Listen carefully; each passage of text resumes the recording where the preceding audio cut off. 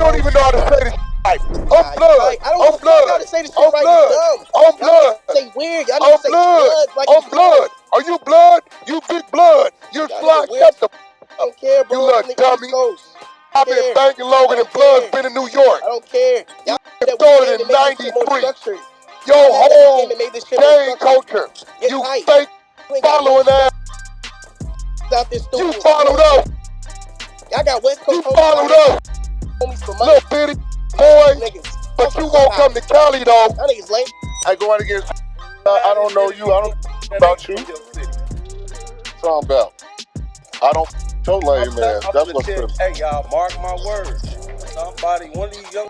Mark my words. If he keep talking like this, he won't make it a seat to be 33. Man, look, man.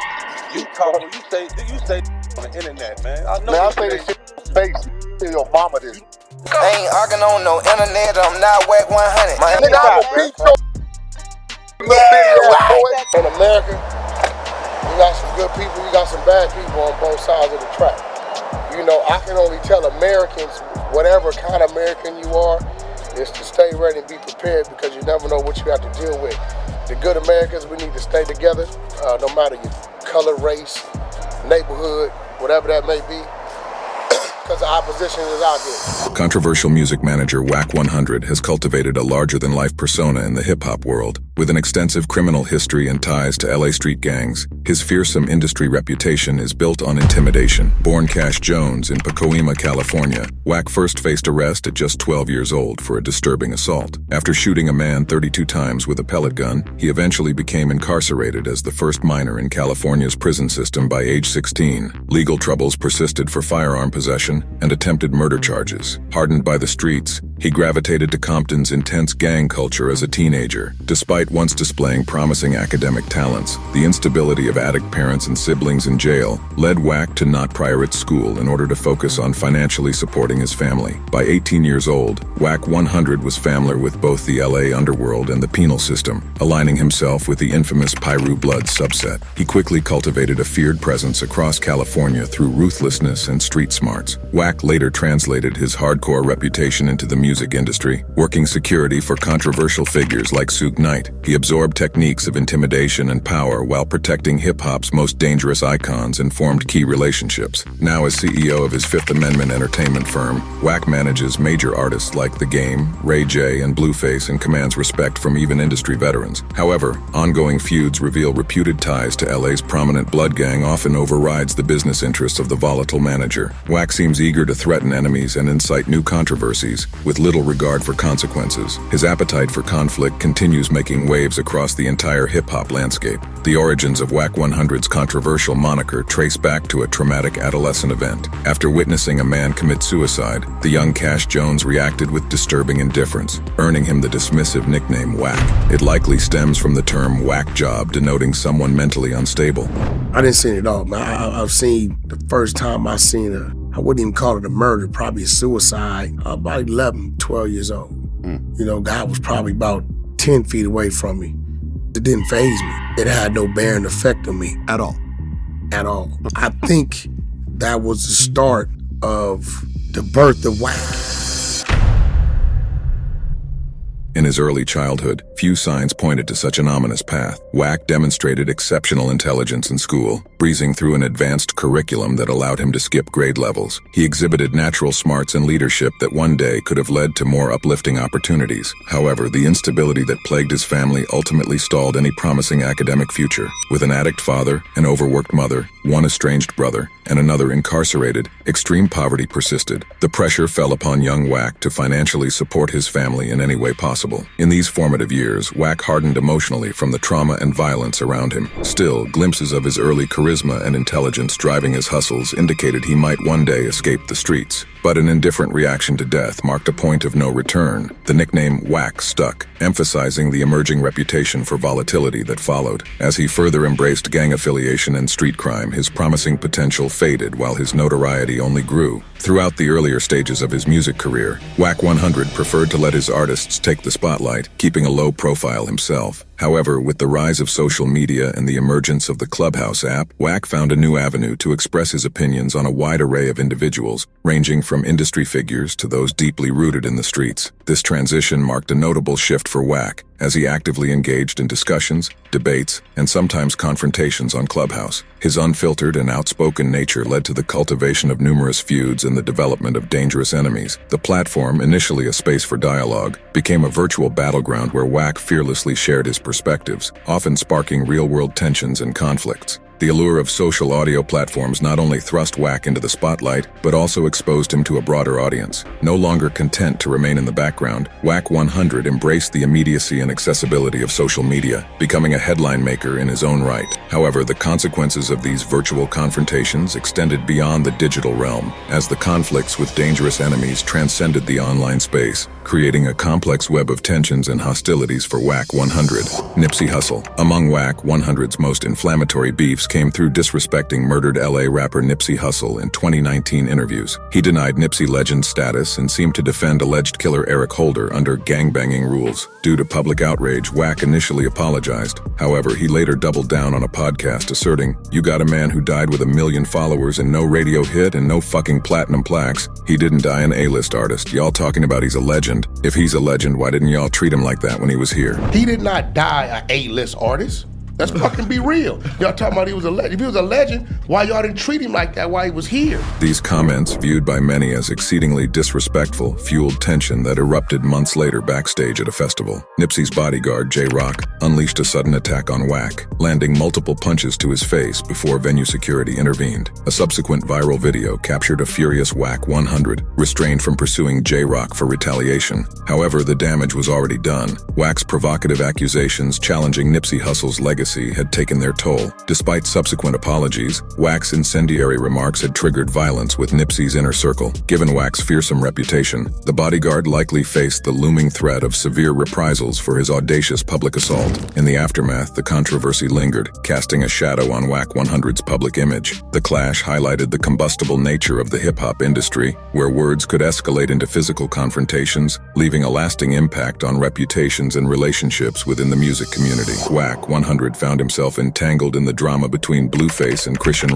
regarding their son, Chrisean Jr. Blueface had claimed that the child had a hernia, prompting Wack 100 to express concern for the child's well-being, suggesting hospitalization. Chrisean, protective of her son, took offense at Wack's comments, particularly in light of Blueface sharing explicit photos of the child online. In response, she labeled Wack 100 and Blueface as gay, escalating tensions. Wack swiftly issued a warning on social media, cautioning against associating him with unwarranted claims and threatening to reveal undisclosed information. Chrisean later collaborated with Lil Mabu on a song where they didn't hold back. Rock targeted Blueface, while Mabu directed his disses at Wack. And no, this not a diss, but I know Wack 100 ain't going like this cause he snitches and I don't like kids. The conflict took a darker turn when Wack shared alleged screenshots of Chrisean plotting with an individual in Baltimore to set up Blueface. The messages hinted at potential harm, with Chrisean allegedly providing an address. Wack claimed that Chrisean had a history of attempting to set up Blueface, emphasizing her pursuit of clout and an apparent lack of boundaries. During a live stream with academics, Wack shared additional context, revealing that he had seen Rock's text messages while on the set of Blue Girls Club, where she allegedly planned to rob Blueface. Wack expressed frustration at those who supported Chrisean, characterizing her as a monster and asserting that she lacked self-restraint. As of the latest update, neither Blueface nor Chrisean has responded to the shared screenshots. You don't got no to say so in my life,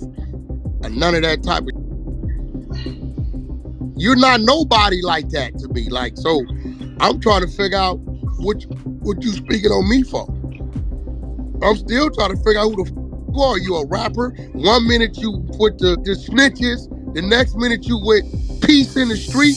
In 2021, many criticized Wack 100 for sitting down with notorious informant Tekashi 6ix9ine for a 3-hour podcast interview with DJ Academics, as 6ix9ine violated the street code by ratting on his fellow gang members. Many expected retaliation from the fearsome industry figure, not friendly dialogue. Defending himself on social media, Wack stated, "I do what the fuck I want to do. I see 6ix9ine as a civilian," he told the truth. Blamed the streets in that block for allowing a civilian to wear the hat of a gangsta. Rapper Masson called out about Wack as a blood that just did a 3-hour interview with the rat that told on the Bloods. He and Wack continued sparring on Clubhouse, but tensions boiled over when Wack asked, "So bro, is it on? Just tell me it's on, cause it could have been on." While Wack refuses to bend to critics over embracing 6ix9ine, he's unafraid to threaten respected rappers like Masson for questioning his code. The saga proves Wack answers to no one, whether defending a snitch or challenging former allies. Wack 100 also sparred with YG in 2019, over claims of the rapper falsely portraying a gangster persona. It began when Wack took aim at rappers acting gang-affiliated, despite wearing skinny jeans and dancing early in their careers. Wack boasted online, "Wish AN would say a word, I'll embarrass the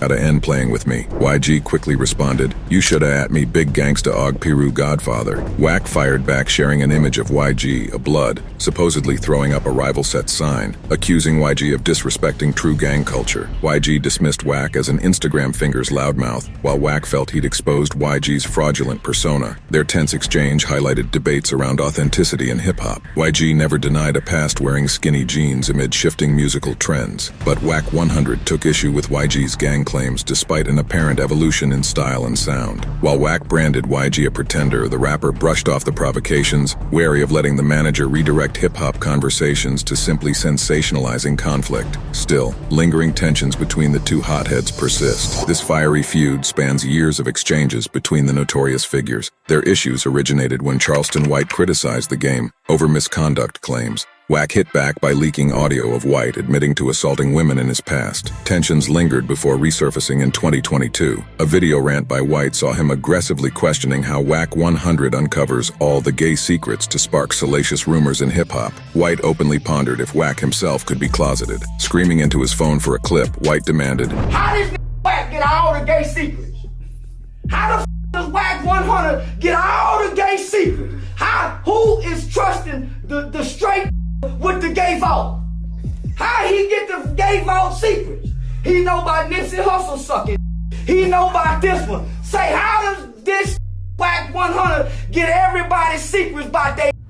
While White insisted, "He can't beat me on social media," their issues run deep enough that violence in person looms as a real possibility, given both men's pasts and reputations. Still, heading into 2023, Wack seemed receptive to potentially sitting down to squash tensions with White, newly impressed with how White navigated another public fight. For now, this remains among hip-hop's most inflammatory personal beefs, defined by slanderous accusations and ruthless insults, but a tentative understanding may be emerging, provided White ceases maligning Wack's tactics and Wack shows restraint in leaking damaging audio leaks in retaliation. Their unconventional backgrounds add further unpredictability moving forward. Wack 100 and Meek Mill have a deep history of beef dating back years. Tensions began when Wack mediated squashing a feud between Meek and the Game in 2016. Meek also took offense when Wack claimed late rapper Nipsey Hussle wasn't a legend in 2019. Their issues reignited in 2021 when Wack inserted himself into Meek's clashes with 6ix9ine. After Wack criticized Meek's confrontation with the informant rapper, Meek fired back on Instagram, mocking Wack as an old dude that'd be fighting online while daring him to meet up.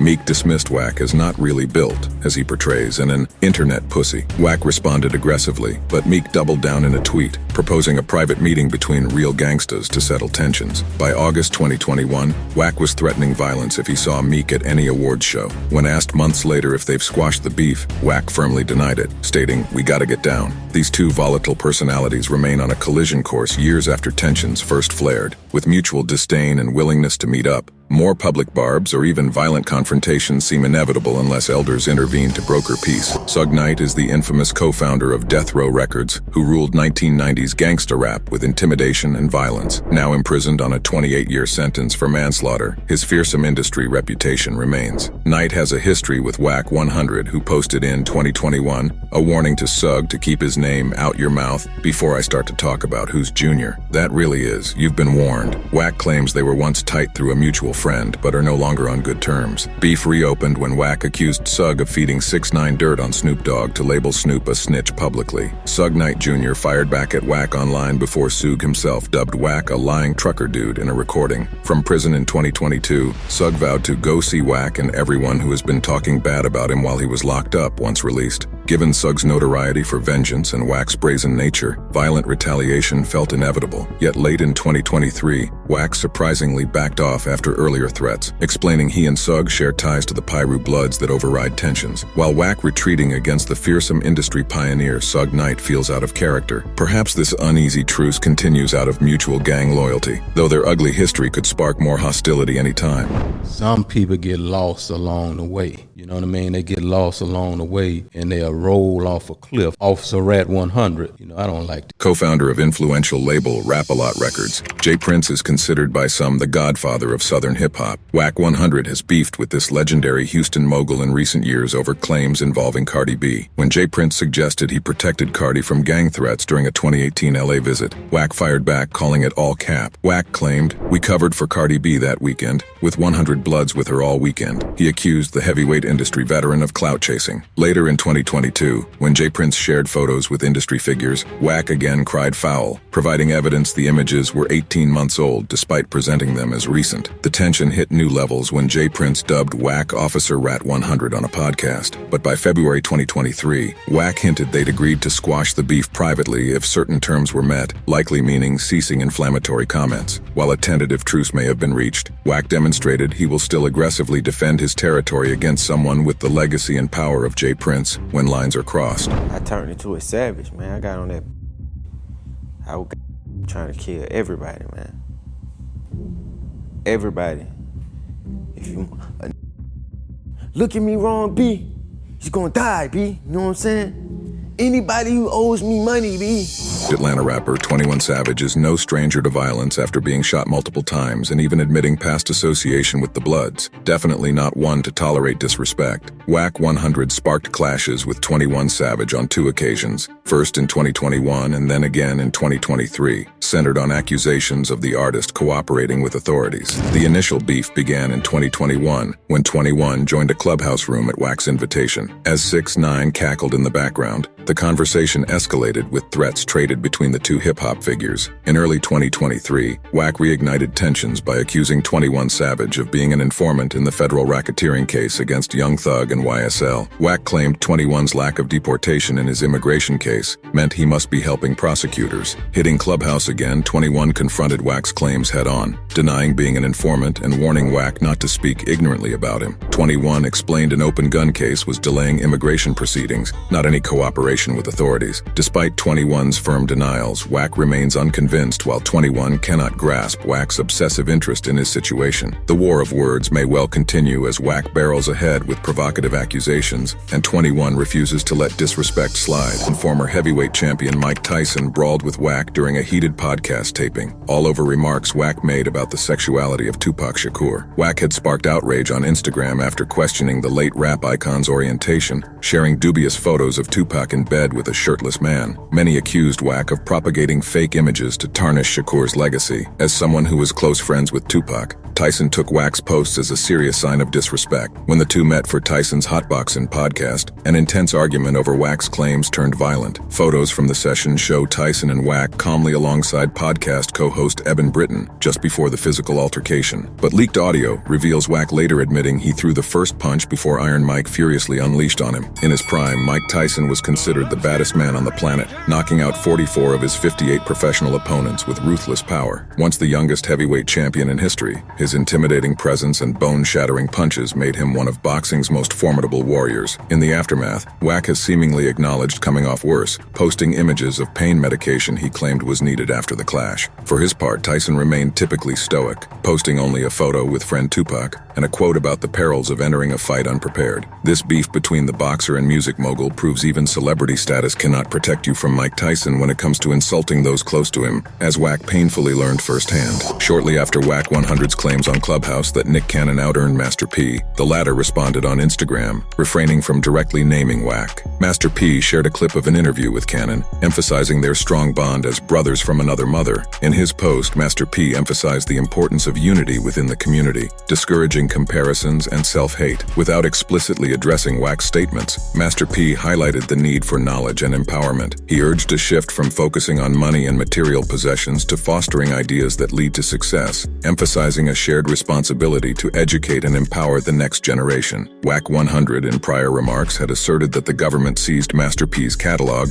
and emphasized Nick Cannon's substantial wealth. Dismissing Master P's commentary on business decisions, Wack questioned his credibility, citing 2 decades of what he perceived as flawed decision-making. The feud escalated when Master P released "Look at All These Haters," a move Wack interpreted as a response to his own actions. Wack, reacting on Instagram, claimed credit for assisting Master P and cautioned against mentioning Nick Cannon while asserting the inviolability of truth, even in the face of perceived disrespect. With his brazen attitude and eagerness to stir controversy, it is no surprise that Wack has amassed an extensive list of beefs spanning superstars, moguls, and gangsters alike. Yet the manager's street reputation means few rivals have attempted retaliation despite issuing threats. While the bodyguard who assaulted Wack over his Nipsey Hussle comments and Mike Tyson actually trading fists represent rare instances of opponents trying to check his disrespect, most limit any conflict to verbal sparring, likely fearful of prompting severe reprisals from the notoriously vicious Wack. However, ongoing tensions with 21 Savage illustrate even hardened figures like the trap rapper won't tolerate unchecked disrespect. 21 continues responding to Wack's accusations around cooperating with authorities, no matter the potential consequences. As Wack extends his controversies, could more rivals be inspired to react with violence in the mold of Tyson and Nipsey's entourage?